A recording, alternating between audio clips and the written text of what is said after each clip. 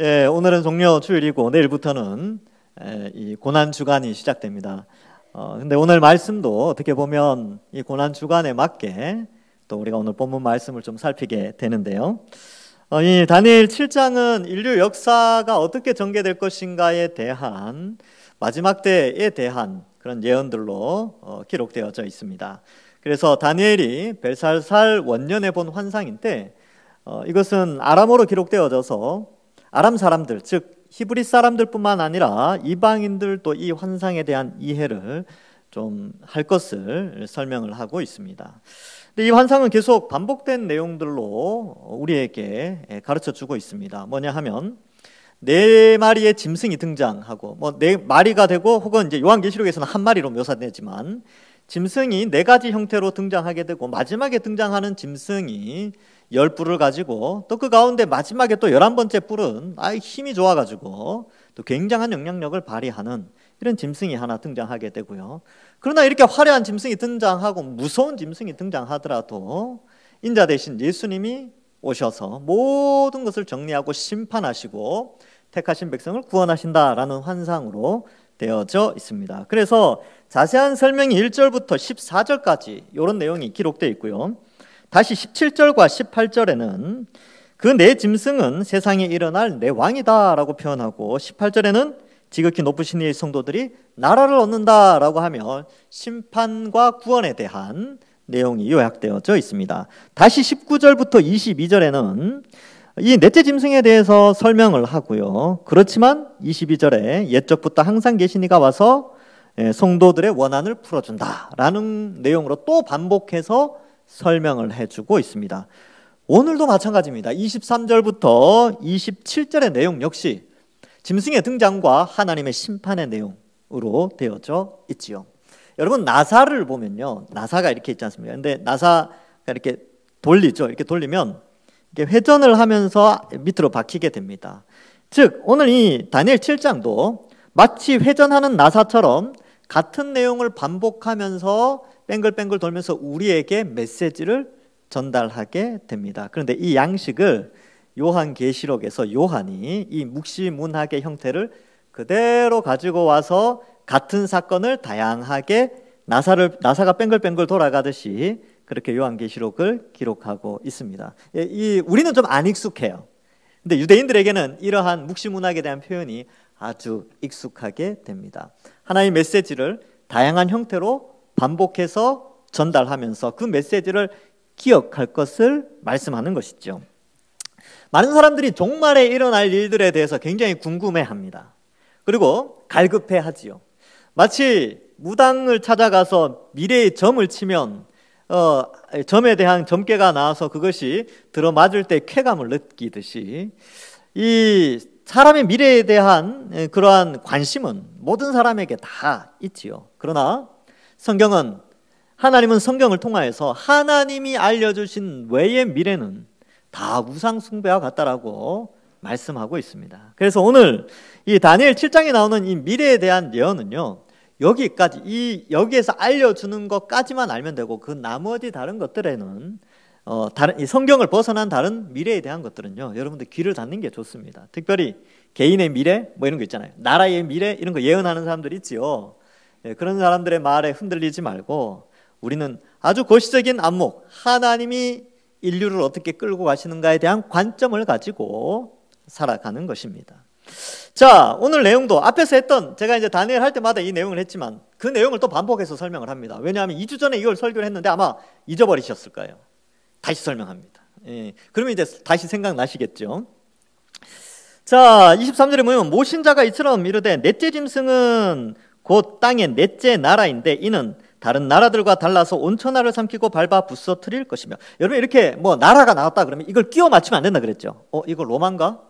이거 소련인가? 그렇죠. 이거 미국인가? 이런 식으로 끼워 맞추면 안 된다 그랬죠.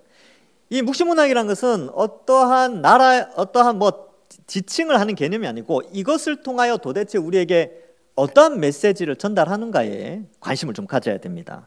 이 넷째 나라인데 다른 나라들과 좀 다르다. 그리고 온 천하를 삼키고 밟아 부스트릴 것이다. 이런 표현으로 봐서 이 마지막에 등장하는 이 짐승의 위력이 인류 역사 속에서 가장 강력한 하나님을 대적하고 하나님의 백성들에게 상당한 압력을 가하는 그러한 세력으로 보여지게 됩니다. 근데 이 짐승이라는 것이요, 이 짐승의 나라가 등장하는데 그 나라의 왕들이 등장하게 됩니다. 그래서 24절에 보면 그 열뿔은 그 나라에 일어날 열왕이다 이렇게 표현하고 있지요. 그래서 여러분 이제 여기서 잠시 좀 살펴볼 게 있는데, 묵시문학에서는 숫자를 이해할 필요가 있어요. 그러니까 우리는 뭐 4라는 숫자, 10이라는 숫자가 안 익숙한데, 히브리 사람들 혹은 유대인들은 이 숫자가 가진 상징성의 의미가 굉장히 강했습니다. 4라는 단어를 쓸 때는 이것은 온 땅의 사방 경계를 의미해요. 그래서 땅의 끝 뭐 이런 의미가 있죠. 그래서 인류 역사 속에 존재하는 나라를 4개로 설명하는 거예요. 첫 번째 나라, 두 번째 나라, 세 번째 나라, 네 번째 나라. 네 번째 나라는 주님이 오시기 바로 직전의 나라인데, 이제 인류 문화에 대한 4개의 특성, 땅의 개념을 4로 많이 표현합니다. 계시록 7장 1절에도 이 일 후에 내가 네 천사가 땅 네 모퉁이에 선 것을 보니 땅의 사방에 바람을 붙잡아 바람으로 하여금 땅에나 바다에나 각종 나무에 불지 못하게 하더라, 이런 내용이 나오는데, 이 스가랴에도 이 표현이 나와요. 땅을 네모나게 이제 생각하고 4라는 숫자는 땅의 어떤 그런 개념이 있습니다. 그래서 네 번째 나라, 땅에서 일어나는 네 번째 나라, 뭐 이런 개념이 있지요. 이런 상징성이 있고요. 상징성이 있고, 10이라는 숫자도 완전 숫자로 가득 차다 이런 의미가 있습니다. 그래서 네 번째 나라에 10명의 왕이 등장하는데 아주 가득 찬 왕, 이 네 번째 나라를 통치하는 다양한 형태의 주권자들이 등장하게 된다는 것이죠. 근데 마지막에 한 왕이 더 등장을 해요. 11번째 뿔이 솟아나지요. 그래서 10이라는 숫자는 많다라는 상징적인 의미가 있다고 합니다. 그래서 네 번째 마지막 나라는 여러 왕들이 등장하여서 권력을 나타내고 권세 이런 것을 드러내죠. 그래서 가치관, 정치 체제 혹은 사람, 문화, 사상, 이러한 다양한 형태의 지배 권력을 가지고 사람들에게 영향력을 발휘하게 됩니다. 그런데 이 11번째 왕의 등장, 11번째 왕, 이거 구체적으로 뭐 어느 왕이다 이렇게 하면 안 돼요. 뭐 이거는 뭐 누구다 이렇게 하면 다 이단으로 넘어갑니다. 조심해야 돼요. 근데 11번째 왕이 등장하게 되는데, 그 외에 또 다른 뿔이 나오죠. 20절에 보면 머리에는 10뿔이 있고 그 외에 또 다른 뿔이 나오는데 세 뿔이, 앞에 나왔던 그 세 뿔이 그 앞에서 빠지게 됩니다. 그러니까 이 왕들이 각각 힘이 있는데 마지막에 등장한 이 뿔은 3명의 왕이 연합한 것보다 훨씬 강력한 힘을 가졌다, 이런 의미가 있어요. 그래서 우리는 안 익숙한데 이 3 플러스 1이라는 상징적인 숫자가 또 있어요. 이 묵시문학에 보면 3 플러스 1. 그래서 여기 보면 이 세 마리의 짐승이 나왔다가 네 번째가 나오죠. 그죠? 요한계시록에도 보면 이런 내용들이 나옵니다. 3개 플러스 1 이런 개념이 나오는데, 마지막에 나오는 것이 더 강력한 의미를 가지죠. 근데 마지막의 뿔이 앞에 3개보다 더 강하다, 이런 의미로 마치 3마리의 짐승보다 마지막 짐승이 강한 것처럼 앞에 3왕보다 마지막에 등장한 이 뿔이 굉장히 강하고, 얼마나 강하느냐 하면 새 뿔을 뽑을 만큼 강하다. 그리고 그 뿔에는 눈이 있어요. 여러분, 보통 뿔에는 눈이 없죠? 뿔은 뿔이에요. 그렇죠? 예. 뿔은 눈도 없고요, 입도 없어요. 근데 지금 여기 환상에 보면 이 뿔에 눈이 있고 입이 있어요. 좀 뭔가 좀 이상하지 않습니까? 그죠? 실제 존재하는 짐승은 아닙니다. 그러니까 상징으로 보여주는 것이죠. 메시지를 전달하기 위해서. 어쨌든 이 10뿔이 있는데 이 10뿔은 10왕을 의미하게 되지요. 20절에 그렇게 나왔는데, 이제 그 뒤에 보면 24절에 보면 그 10뿔은 그 나라에 일어날 10왕이요. 오늘 본문에 그렇게 나오지요. 그 후에 또 하나가 일어나지요. 그는 먼저 있던 자들과 다르고 또 새 왕을 복종시킨다. 24절은 앞에 나왔던 20절의 반복이고, 20절에 보면 그 뿔이 눈과 입이 있다라고 되어져 있습니다. 그래서 굉장히 강력한 것을 의미하게 되지요. 그리고 이 뿔은요, 이 25절에 보면 그가 장차 지극히 높으신 이에 말로 대적하며 이렇게 돼 있어요. 이게 뿔에 말이 있으니까 이 뿔은 이 마지막에 등장하게 되는 이 뿔은 말 주변이 엄청난 거죠. 여러분, 이 말이라는 것은 힘이 있어요. 권력이 있습니다. 권력. 그래서 이 말 앞에서 이 말을 통하여서 사람들을 움직이게 되는 거예요. 여러분들이 형성된 가치관들 있잖아요. 여러분들 머릿속에 있는 가치관들 있죠. 다 말로 인하여서 생겨난 가치관입니다. 사람을 움직이고 나라를 움직이고 민족을 움직이는 것의 시작점은 말이에요. 그래서 교장 선생님이 아침에 그렇게 말을 많이 하시는 거예요. 아이들을 교육시킨다고 옛날에. 근데 이 말로 대적하는 거죠. 그러니까 수많은 하나님의 백성 외에 하나님을 믿지 않는 수많은 사람들을 하나님을 대적하기 위하여 말로써 그들을 지배하게 되는데, 이 말은 사상을 의미합니다. 그래서 이 시대에 어떠한 말들이 유행합니까? 하나님을 대적하는 말들이 어떤 거예요? 이 세상은 만들어진 것이 아니다 라는 말, 진화론 있죠. 하나님이 네 인생 책임져 주지 않는다, 물질주의죠. 그리고 또 뭐가 있습니까? 기도한다고 이루어지냐? 이런 거죠. 인본주의 있죠. 그래서 사람은 뭐가 빽이 있어야 돼, 뭐 이런 것들, 그렇죠. 그런 것들. 돈이면 뭐든지 다 돼. 배금주의. 이러한 것들이 다 말에서 나오는 거예요. 그리고 우리가 그런 말을 들을 때 놀랍게 우리의 심령이 움직입니다. 두렵다니까요. 여러분들 이렇게 생각해 볼까요? 여러분들 그 보험에 가입하잖아요. 왜 가입해요? 보험 설계사들이 공포심을 주잖아요. 앞으로 어떻게 될지 모릅니다. 당신의 10년 후는 어떠한 일이 벌어질지 모르니까 들어야 됩니다. 근데 이제 왜 그러냐면 미래에 대해서 준비하도록 하는 긍정적인 효과가 있지요. 그래서 미래를 잘 준비하는 것이 중요합니다. 그만큼 이 말이라는 것은 사람에게 두려움도 주죠. 그런데요, 전쟁이 일어났을 때 대대장이나 이런 사람이 군사들, 사기 떨어져 있는 군인들 모아놓고 연병장에서 나라에 대한 의미, 국가에 대한 의미, 민족에 대한 의미를 쫙 설명하면, 너희들의 희생으로 말미암아 너희 부모님이, 너희 여동생이나 남동생이 안정과 평화를 누릴 수 있다. 이 말을 들으면 사기가 저하에 있다가도요, 적들이 침공할 때 그렇지, 내 가족을 지키는, 뭐 이렇게 하면서 그 말을 듣고 어때요? 힘을 얻어서 전투 앞에 나간다니까요. 그만큼 말에는 힘이 있습니다. 근데 이 마지막 뿔이 말의 능력을 가졌어요. 그러니까 얼마나 수많은 사람들을 하나님의 백성이 되지 못하도록 강력한 영향력을 미치겠습니까? 그 수단은 사상이지요. 그래서 이렇게 말로 대적을 하게 되고요. 24절에 보면 25절에 보면 말로 대적하며 또 지극히 높으신 이의 성도를 괴롭게 할 것이며 라고 되어 있습니다. 괴롭힌대요. 예, 고난을 준다는 것이죠. 그리고 때와 법을 고치게 하는 것이지요. 그리고 그 손에 붙임 바 되어 한때 두때 반때를 지나게 됩니다. 그래서 이 마지막 뿔이 활동하는 때가 언제냐 하면 한때 두때 반때예요. 그러면 한때 두때 반때는 얼마가 되느냐, 요걸 좀 알 필요가 있죠. 근데 요거를 알 수 있도록 요한계시록에 또 다니엘 뒷부분에도 요걸 잘 기록해 놨습니다. 궁금하지 않습니까? 한때 두때 반때가 언젠지. 자, 다니엘 12장 7절에 내가 들은즉 그 세마포 옷을 입고 강물 밑쪽에 있는 자가 자기의 좌우 손을 들어 하늘을 향하여 영원히 살아계신 이를 향하여 맹세하여 이르되 반드시 한때 두때 반때를 지나서 성도의 권세가 다 깨어지기까지 그렇게 되면 이 모든 일에 다 끝나리라. 마지막 때 주님이 다시 오시는 그 전의 기간을 한때 두때 반때라고 설명하고 있고요. 다니엘서 12장 11절에 그것을 보충해서 이렇게 설명합니다. 매일 드리는 제사를 폐하여 멸망하게 할 가증한 것을 세울 때부터 1290일, 1290일이 3년 반이거든요. 요한계시록에는 1260일로 되어 있습니다. 왜냐하면 이 아람에서 쓰는 원력과 로마에서 쓰는 원력이 다르기 때문에 그렇습니다.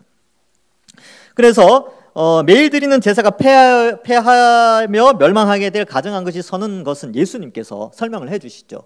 AD 70년 티투스 황제가 예루살렘을 침공했을 때 예루살렘이 멸망할 때를 이걸로 설명합니다. 그래서 그 마태복음 제가 할 때 마태복음 24장 할 때 설명해 드리겠습니다. 그래서 1290일, 그 후로 1290일이니까 그리스도의 초림과 그리스도의 재림 사이의 기간을 우리는 한때, 두때, 반때라고 이해를 해요.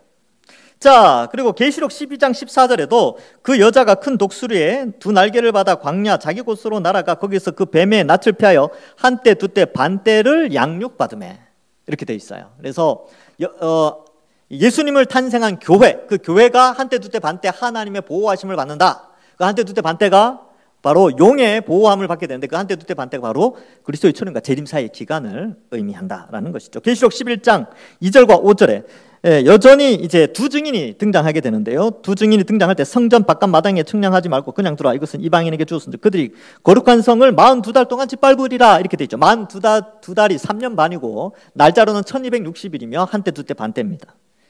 그리고 이 계시록 13장 5절에 또 짐승이 과장되고 신성모독하는 말을 받고, 여기 이제 요 짐승이에요. 11번째 여기 나오는 애.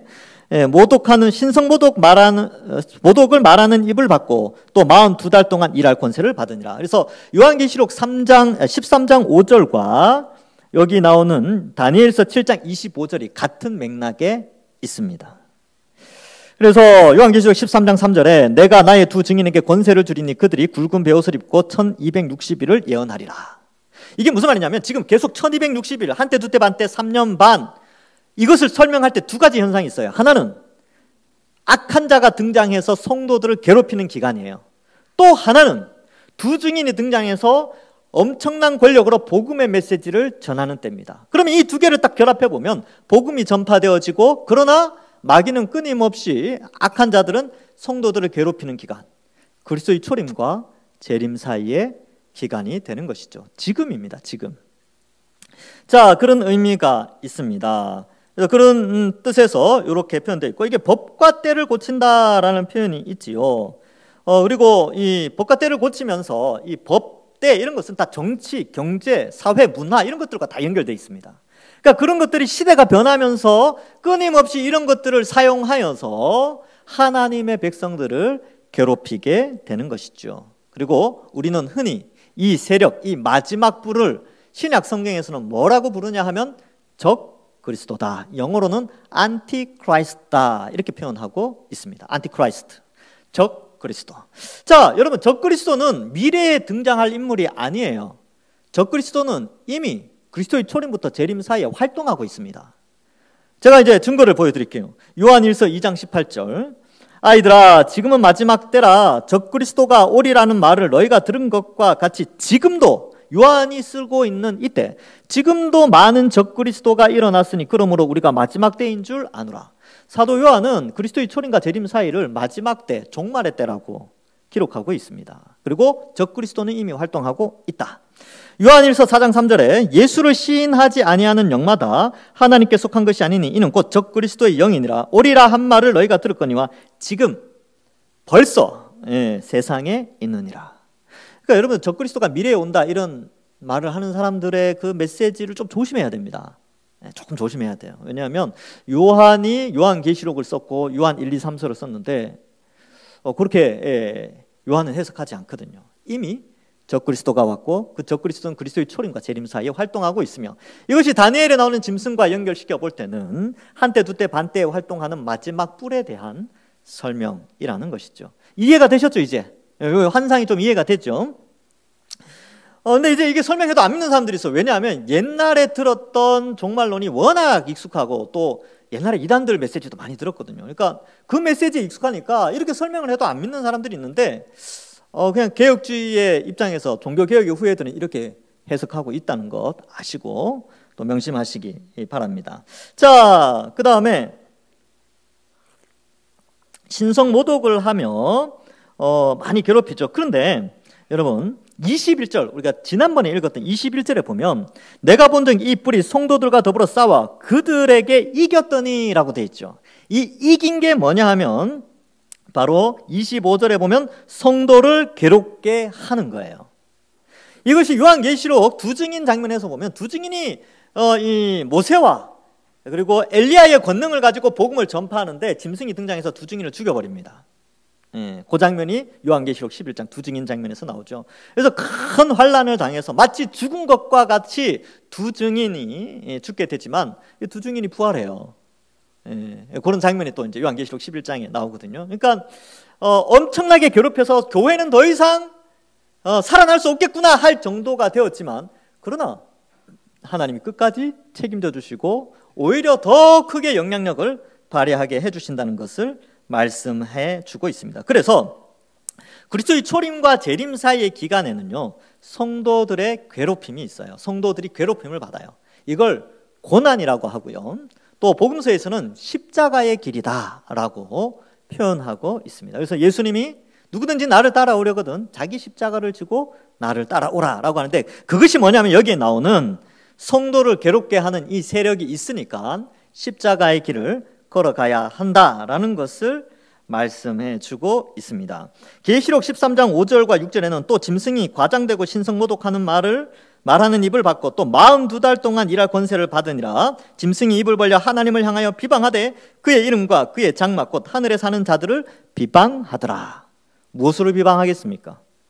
과학, 철학, 사상, 문화, 이런 것들로 하나님을 비방하죠. 여러분, 최근에 등장하는 인기 있는 드라마 더 글로리, 오징어 게임, 이제 일반 TV에는 잘 안 나오는데 그런 데 보면요, 다 기독교를 비방해요. 아주 많이 비방합니다. 제가 이제 그걸 다 볼 시간은 없으니까 유튜브에 요약판이 있더라고요. 보니까 그렇게 돼 있어요. 다 그런 문화를 통하여서 하나님을 비방해요. 그리고 제가 본 영화 중에 이 옛날 영화인데 다큐멘터리 영화 중에 금지된 지식인가 그런 게 있어요. 뭐냐면 미국 사회에서 창조론을 이야기하면 과학계에서 매장당합니다. 희한하죠. 미국이라는 나라가 민주주의 사회예요. 다원주의죠. 그래서 다양한 사람들의 의견을 존중해줘요. 다 이런 사상 저런 사상 온갖 더러운 것도 다 받아들이는데, 안 받아들이는 거 하나가 창조론이에요. 과학계에서. 그래서 하는 말이 그거예요. 그 창조론자들이 하는 말, 진화론자들이 하는 말이, 딴 건 다 받아들여도 신이 있다는 건 절대 받아들일 수 없다. 그래서 그런 말을 조금만 해도 교수로 채용될 수 없는, 다큐멘터리 내용이 그거였어요. 금지된 지식인가 그래요. 그만큼 법과 때를 바꿔서 예수 믿는 사람들을 괴롭히고 있는 시대, 지금 우리가 그 시대를 살아가고 있는 것이지요. 그래서 정말 그리스도 안에서 진짜 신앙생활 제대로 하면요, 고난받습니다. 박해받아요. 디모데후서 3장 12절에 무릇 그리스도 예수 안에서 경건하게 살고자 하는 자는 무엇을 받는다고요? 박해를 받습니다.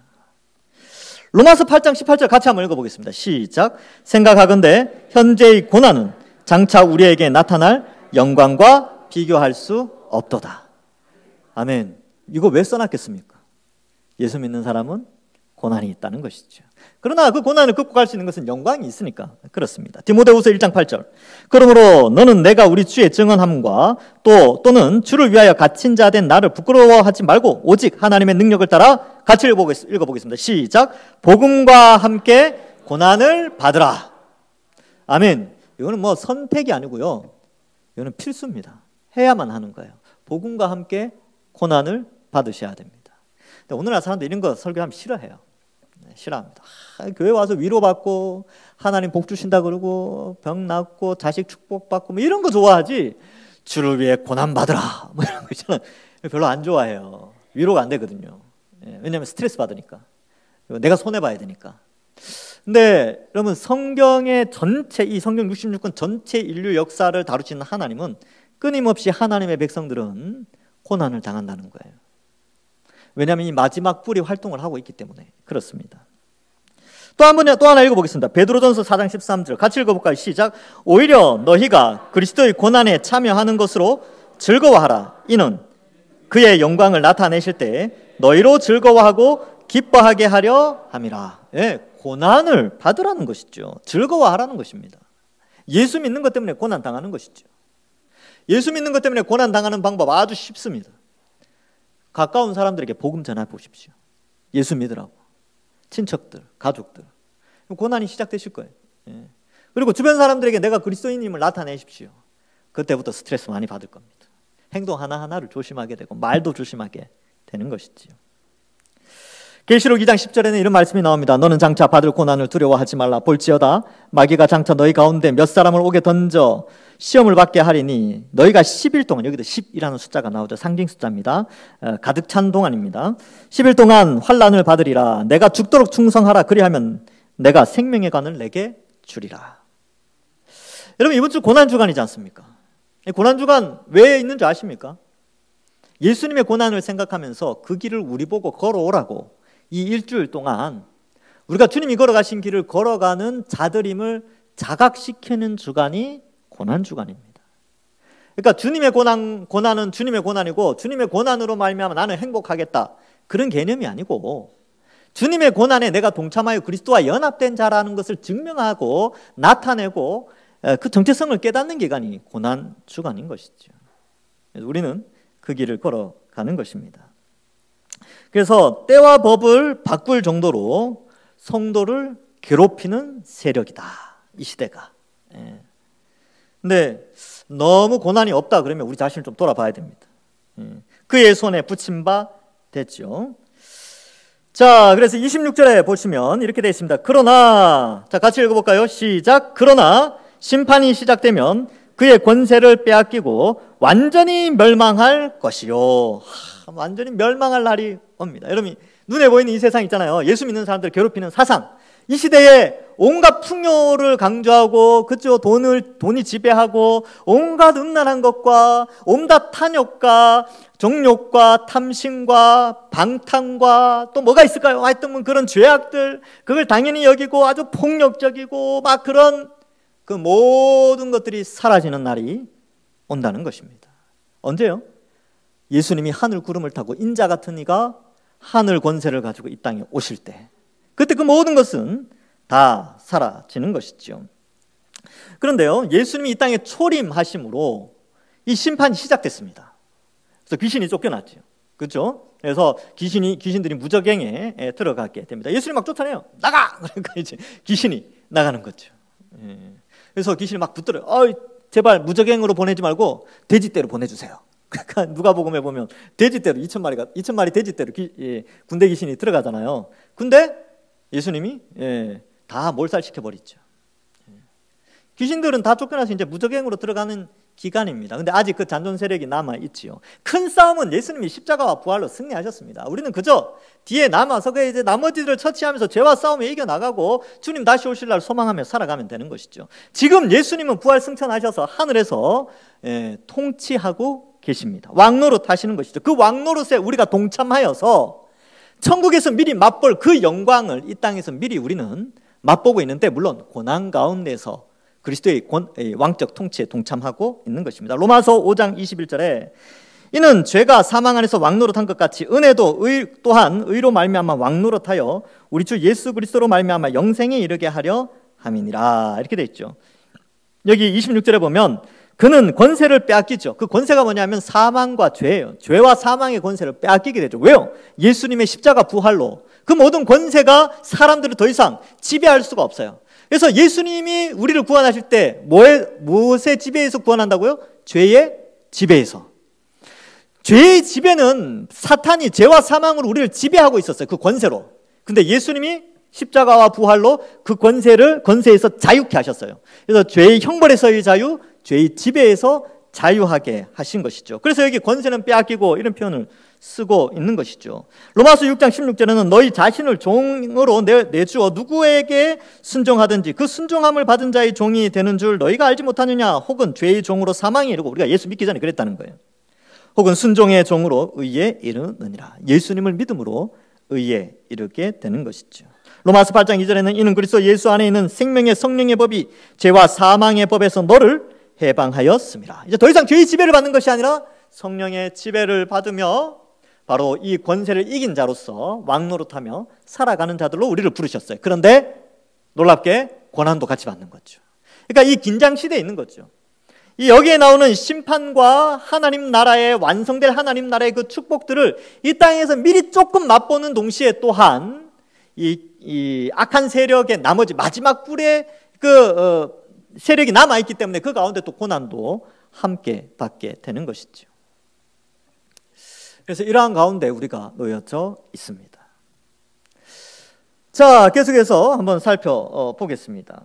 자, 완전히 멸망할 것이다 이렇게 되어 있죠. 그런데 27절에 보니까 나라와 권세와 온 천하 나라들의 위세가 지극히 높으신 이의 거룩한 백성에게 붙임 바 됩니다. 예, 사탄에게 붙임 바 되었다가 그 25절에 보면 그의 손에 붙임 바 되어 이 짐승의 이게 뿔의 손에 붙임 바 되었다가 이제는 어떻게 돼요? 27절에는 거룩한 백성에게 붙임 바 되죠. 상황이 역전되는 거죠. 이 상황의 역전은 예수 그리스도의 십자가로 말미암아 가능해졌습니다. 그래서 예수님이 그의 거룩한 백성들을 불러 모으시고 또 그의 나라는 영원한 나라, 모든 권세 있는 자들이 다 그를 섬기며 복종하게 되는 영원한 나라가 펼쳐진다라는 것을 말씀해 주고 있습니다. 그러니까 현재 받는 고난은 장차 우리가 받을 영광과는 비교할 수 없다니까요.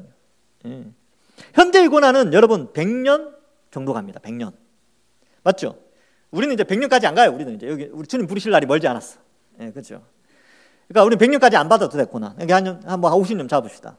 그 정도 고난 받으면요, 예수님 믿는 것 때문에 우리에게 주어질 영광은 횟수로 따질 수 없는 영원, 시간 개념을 초월한 영원한 칭찬과 명성과 존귀를 우리가 얻게 되는 것이죠. 이게 바로 은혜입니다. 은혜. 이것은 하나님이 우리에게 베풀어 주시는 놀라운 은혜죠. 그래서 이 은혜를 생각하면 현재의 고난을 극복할 수 있는 것입니다. 우리 믿음의 선배들이 이런 거 보고 위기를 극복해 나간 것이지요. 그래서 28절에 그 말이 이에 그친지라 나 다니엘은 그 중심에 번민하였으며 내 얼굴빛이 변하였으나 내가 이 일에 마음에 간직하였다. 다니엘은 좀 안 됐어요. 우린 다 아는데 다니엘은 잘 몰랐어요. 이렇게 이게 어떻게 펼쳐질지. 미래에 일어날 일이니까 예수 그리스도에 대한 것, 그리고 예수 그리스도로 말미암아 하나님 나라가 이 땅에 임하고 이미 성취되었지만 아직 완성되지 않은 상태. 좀 안타깝죠. 근데 우리를 안타까워하는 사람들이 있어요. 언제? 주님 재림할 그때 살아있는 사람들. 예. 우리가 좀 불쌍하겠죠. 그리고 영원의 세계에서 보면 우리가 좀 불쌍할 수도 있어요. 우리가 막 흔들리고 그러니까. 그래서 여러분 여기에 보면 이 뿔은요, 마지막에 등장한 뿔은 한때 두때 반때를 활동하게 되고 믿는 자들을 괴롭히고 법과 때를 바꿀 정도로 강력한 주권을 발휘하는 힘을 가진 사법, 행정, 그다음에 입법 이런 것들까지 주관하는 큰 세력을 의미합니다. 문화일 수도 있고요. 예, 그런 것이죠. 근데 그 가운데서 성도들이 고난을 당하는 것은 당연하다는 것이죠. 그리고 때로는 죽기도 합니다. 그렇지만 그러한 가운데 그런 권력과 돈과 가치관과 문화와 환경과 여러 가지 자연 질서 이러한 가운데에서 이 모든 것들이 나중에 주님이 오시면 다 예수 그리스도께 하나님께 기속되어져서 하나님의 다스림을 받게 되는 것이지요. 그래서 우리는 나중에 예수님 다시 오셔서 누릴 미래의 하나님 나라를 이 땅에서 미리 맛보면서 살아가는 자들이에요. 그래서 미리 왕노릇하고 있습니다. 고린도전서 15장 25절 다음 주 설교에 나오는데 그가 모든 원수를 그 발 아래에 둘 때까지 반드시 왕노릇 하시리니 교회와 함께 예수님이 왕노릇 하십니다. 에베소서 1장 22절 또 만물을 그 발 아래 복종하게 하시고 그를 만물 위에 교회의 머리로 삼으셨느니라 이렇게 되어 있죠. 그래서 27절 끝에 그를 섬기며 복종하리라 이것이 신약시대의 성취가 되어지고요. 주님이 다시 오시면 완성이 되어지는 것입니다. 여러분 말씀을 맺습니다. 여러분 오늘 이제 7장의 환상의 결론은 부분은 뭐냐면 이 악한 세상은 심판받을 날이 있다는 것입니다. 영원하지 않다. 그러나 영원한 구원의 축복이 준비되어져 있다. 그리스도인들은 바로 그 영원한 나라를 바라보면서 현재의 이 마지막 뿔의 활동, 한때 두때 반때를 살아가는 그리스도인들은 믿음을 지키고 성경적 가치관을 가지고 이 시대에 물들지 않고 수많은 사람들이 이 시대의 흐름을 즐거워하며 배를 탔다면 우리는 그 배를 거부하며 예수 그리스도와 동승하여 그리스도와 함께 성령과 동행함으로 살아가야 하는 것입니다. 여러분 이 2차 대전 당시에 독일에 한 목사님이 계셨는데 그의 이름은 디트리히 본회퍼입니다. 사진 이렇게 생기셨어요. 사진 준비되어 있습니까? 예, 이렇게 생기셨습니다. 예. 그래서 거기에 보면 이 본회퍼라는 사람은요, 독일 목사님이신데 당시에 독일 교회가 다 히틀러한테 히틀러는 하나님이 보내신 사람입니다. 히틀러는 하나님이 우리에게 독일에게 복 주시기 위해서 보내신 지도자입니다. 막 목사님들이 막 그렇게 정치에 편향해서 정치에 물들어서 그렇게 나갔어요. 근데 보네포는 아니다. 이렇게 사람을 많이 죽이는 사람이 어떻게 하나님이 보낸 사람이 될 수 있느냐 하고 반대를 하게 되고 이 신앙을 강조하게 됩니다. 그래서 잡혀요. 1943년에 감옥에 갇히게 됩니다. 죄명은 히틀러에 반대를 했다는 이유 때문이죠. 옥생활을 한 2년 가까이 하게 되면서 수많은 편지들과 시를 남기게 됩니다. 보네포는 1945년 4월 9일 날 죽게 되는데, 보네포가 죽고 나서 3주 후에 히틀러가 죽습니다. 그래서 히틀러의 죽음을 보지 못하고 본헤퍼 목사님이 죽게 되는데, 보네포는 천재였습니다. 죽을 때 나이가 39이었는데 이미 약혼자가 있었어요. 감옥에 있으면서 어머니와 약혼자에게 많은 편지를 쓰고 그 내용이 이제 책으로 나와 있는데, 1945년 이제 그 보네포가 죽는 해에 새해에 시를 하나 씁니다. 그 시가 선한 능력으로. 우리 아까 예배 전에 찬양했지요. 그 시가 7개의 연으로 되어져 있는데, 세 번째 연에는 저기 기록되어져 있는 저 노란 글씨로 되어 있는 것이 세 번째 연의 시입니다. 읽어보겠습니다.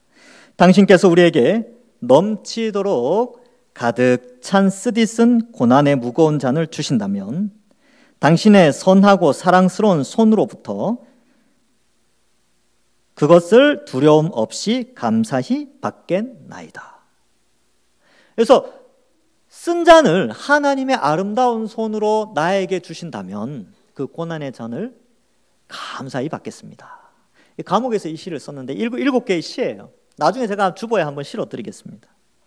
그리고 이 시를 쓰고 이제 부모님과 약혼녀에게 이 시가 마지막 시로, 새해 시로 전달되어지게 됩니다.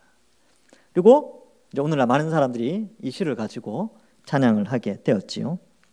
그래서 이 하나님의 영광을 위하여 죽음 앞에서 신앙을 지키기 위하여 그 감옥에서 죽게 되는 것이죠. 어떠한 고난이라도 그것이 예수님이 걸어가신 길이라면 그 쓴 잔의 고난의 쓴 잔을 받아 누리겠습니다 라고 한 것입니다.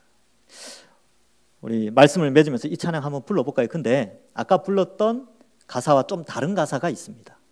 그 시를 조금 잘 나타낸 시인데 여기 잘 보일지 모르겠습니다. 잘 안 보이시죠? 안 보이시네요. 그러면 가사를 일단 불러드리고 아까 전에 우리 페트라에서 불렀던 그 PPT를 좀 띄워주시면 되겠습니다. 제가 가사를 한번 불러드릴게요. 주 선한 능력으로 안으시네, 그 크신 팔로 날 붙드시네, 절망 속에도 흔들리지 않고 사랑하는 주 얼굴 구하리. 이전의 괴로움 날 애워싸고 고난의 길을 걷는다 해도 주님께 모두 맡긴 우리 영혼 끝내 승리의 날을 맞으리. 주님이 마신 고난의 쓴 잔을 우리도 감사하며 받으리. 주님의 남은 고난을 채워가며 예수와 복음을 위해 살리라. 선한 능력으로 일어서리. 주만 의지하리. 믿음으로 우리 고대 한 해 주 오실 그날 영광의 새날을 맞이하리. 이 새해에 썼기 때문에 새날, 새해 이런 용어들이 등장하게 됩니다. 조금 보이십니까 글씨가? 한번 같이 한번 불러보겠습니다.